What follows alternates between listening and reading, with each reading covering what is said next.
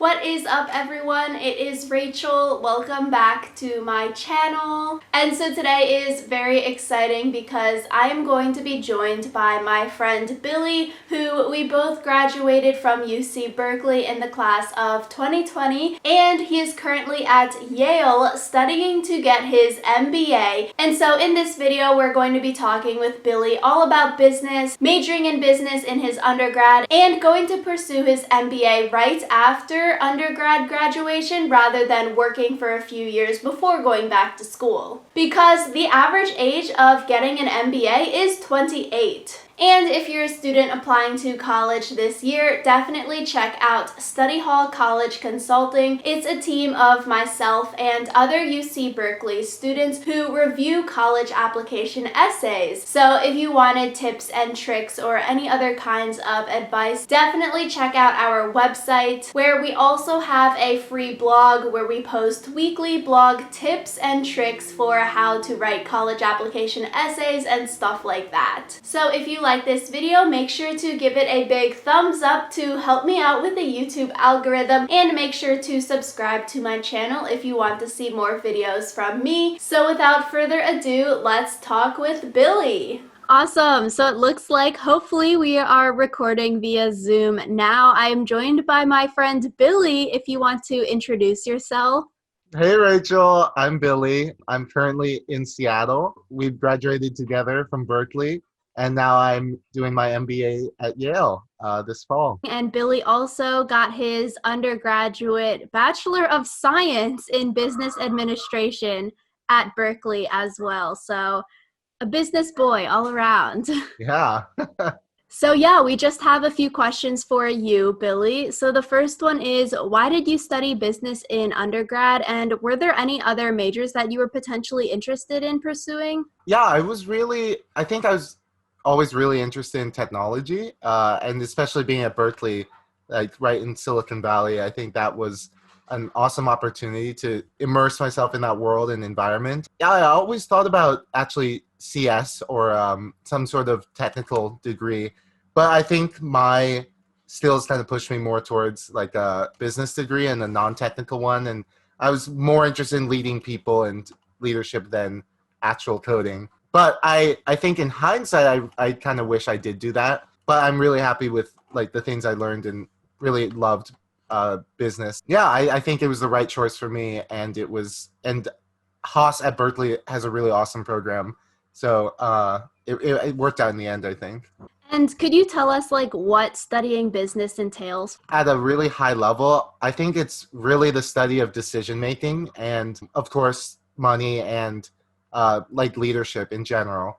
I think that's what it really boils down to, and I think that's what really actually interests me about it. That in the sciences, you always have like the answer, right? You're studying things that are controlled, but in business, it's the study of things that are really uncontrolled, which is human behavior. So it's a science of working with really like random variables.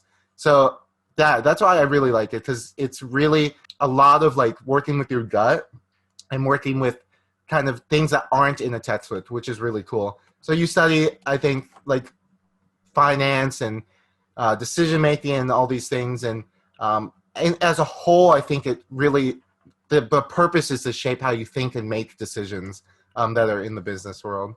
Okay, yeah, that's super interesting. Definitely. Billy and I have worked together on numerous like leadership projects and stuff like that from like residential life at Berkeley. So I definitely see those leadership qualities in you. So with the average age of students getting their MBA at 28, and you're 22 right now, why did you decide to go to pursue your MBA right after undergrad and not like maybe work for a few years and then go back to school? What I'm doing at Yale is called the Silver Scholars Program. So a lot of schools have kind of early admission, early access programs, and all the other ones are usually you're admitted your senior year, and then you have to wait 2 years, then you go for 2 years in a row. Yale is the only one in the country that I've seen that you're admitted your senior year, you immediately go, and then you take a year or more off and finish your second year. So you make up that work experience. So I applied to a bunch of other programs that were 2+2. So 2 years of work, then you go for 2 years. And like when I was deciding between if I wanted to do that or Yale, especially with COVID, that impacted my decision as well, I think. Like other than that, I think I also wanted to kind of be able to jump ahead, and that's what this program really offered, that you're starting your career with a graduate degree, which I think is pretty big and something that I was really interested in. And speaking with past silver scholars and stuff, they really loved it, and they were able to, what many of them told me is cut off 3 to 5 years of their career eventually. So with COVID and everything, it really seemed like the right decision. And it was a little bit weird at first because like people on my team like have kids and they're like dealing with babies after their homework, right? But I have another silver scholar on our team, and there's about 30 in the program of 300 first-year MBAs. We've done a lot of like team building and stuff, and what they've said is at first glance, they're really kind of cautious of silver scholars and like sometimes worried that they might not be good enough. Everyone's really nice and helpful, and you have different strengths, even if that might not be work strengths. And everyone comes from such different backgrounds. Like on my learning team, we have someone who just came out of the military, someone from a law firm, someone who's in Rome right now. So everyone has diverse backgrounds, and like being young is just another part of your identity. And that's not necessarily a bad thing. I've seen a lot of different law programs that are also like, okay, you can apply in college, but then you do have to go work and then you'd come back. So I saw someone that was accepted into like Harvard Law class of 2025. And I was like, wait, it's only 2020 right now. So how does that work? But it's probably a similar kind of program to what you're doing. So that's really interesting. So probably a lot of research that goes into applying to like these grad programs and everything. And so speaking of MBA applications, with a lot of the students being older who are applying, how did you stand out in your application, having like less life experience, less work experience, just coming out of undergrad? It's nice because you're only competing against other 2+2 applicants.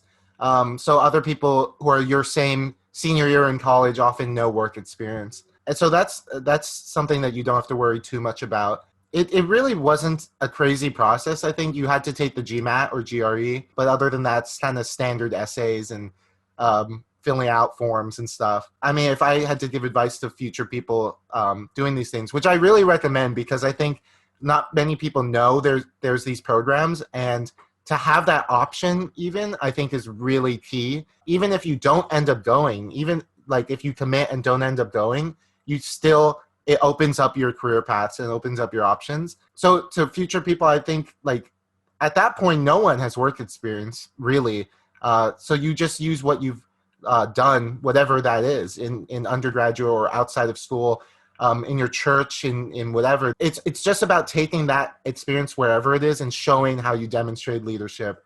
So I talked about being an RA, my one internship, yeah, and academics is the main thing. They're really looking for, I think, people who are strong academically and have shown like some leadership potential. But I think the main thing is that you want to do it and you have a good reason to do it. And that's the reason to take people really young. Because one thing they mention is like silver scholars haven't been really like beaten down by the real world yet. So they're like dreamers, right? And they're inspired, which I think is what they're looking for. And something that's true when you're younger, like you still have these big dreams. And so they want to give those types of people like a platform. And so you sort of mentioned the pandemic briefly, and right now, Yale, you're doing an online MBA program. So how has like that online school been for you? Do you feel like you're missing out on like the Yale experience or the MBA experience? Yeah, a little bit. I think it was a really tough decision to make to go there in person or not. So what they're doing is kind of a weird hybrid thing where there's a few people in the classroom, but a lot online. Obviously, everyone international is online. So they're kind of trying to cater to both. But yeah, I think there's some things that people can do in person that I feel like I'm missing out on. But I also think the online experience is obviously like world class. And a school like Yale has all the money in the world to fund these and help train people to be good online. So I feel fine that in that regard. And people have worked extra hard, I think, to bond over online. because everyone knows we're in a really weird situation. So it just involves more texting and talking over Slack and lots of Zoom meetings, of course, so you can try to get some face-to-face time. So I don't feel too bad. I think it is what it is, of course, and no one could have predicted it would be this bad. But I'm hopeful for the spring and especially the second year. Okay, yeah, that's a good outlook to have on life and also your schooling. So, for students who might be interested in getting their MBA, do you have any advice for them? I think especially young or when you do it kind of the normal age of late 20s, just know like why you want to do it. I don't think it's useful if you just think you should. And there's lots of good reasons why, I think, especially for me, it was kind of weird to do double like business undergrad and now an MBA. But there was definitely big holes in my like education and skills that I think that I needed to fill. Like I think people who go do their MBA, I want it to be useful to them. So like a lot of the questions in the interview process and stuff are like, what are you going to do after? Even like, I have no idea. I haven't even started my career really. And they're like, what are you going to do with this? So that's an important question to be able to answer too. Like, what is the point of you getting your MBA and why, like, where will it take you from where you are now to be able to make it worth like making this massive investment? So, going off of that vein, what can undergrad students do to prepare themselves for grad school? Well, I think at a really big picture, if I could do it again, I might try to do something that wasn't business, maybe. I'm really happy with how it worked out, but if you can do like, especially if you want to get into technology, if you do CS undergrad and then an MBA, that's like the most elite combination. And frankly, even anything like else really is really cool. But I think it's still powerful to have that double. I'm happy with doing that. But I think if you're looking at these early programs, as I mentioned, like academics is basically the biggest thing that they have to look at because it's really all you've got. And it's one of your strengths when you show up to school because you are coming right from college and everyone else has been working for 5 years. So they kind of forget how to study and how to do school. So you're kind of in that role of helping like academically a little bit, actually, even though everyone else is older than you. But if you're thinking about it now and in 5 years, I think then the work experience becomes a bit more important. And of course, like your undergraduate grades. Yeah, I don't think there's anything special you have to do, but just do what you like are interested in and good at and do it really well and be able to talk about that later. And it could be anything at all that then they want people from really diverse perspectives and backgrounds. Okay, yeah, that's some really good advice. And so, how can students know if studying business is right for them? I think it might depend a little bit on the function that you're looking to get into. If you want to move up into more of a management and vision making role, then that is a really good path to take in general, I think.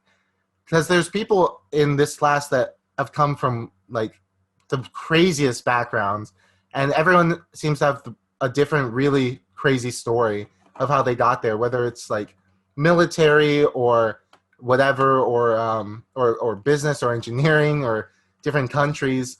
So really, I think everyone is united in a common goal. You want to learn how to lead better and how to make big picture decisions. And if I had to summarize, it might be like you want to make a bigger impact.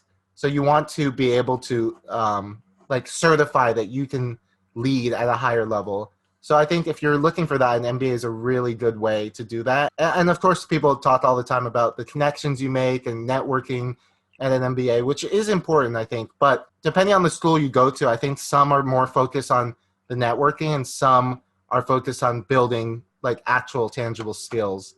And you just have to kind of research which school kind of focuses on what.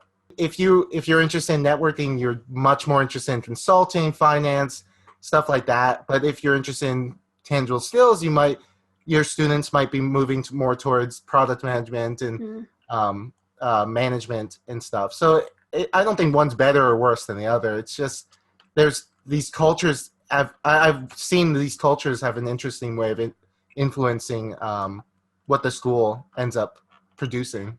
Okay, that is super interesting and something that I didn't know about. So I guess, Billy, my final question for you, big picture wise, what do you think you are going to be using your MBA for? Like future goals, future career goals? Obviously I can't predict the future, but especially at a young age, what I wanted to do was be able to jump in right away and lead at a high level. And what I'm really interested in is technology and social enterprise. So basically, like being able to use business to do good for the world and couple kind of profit making with something socially good.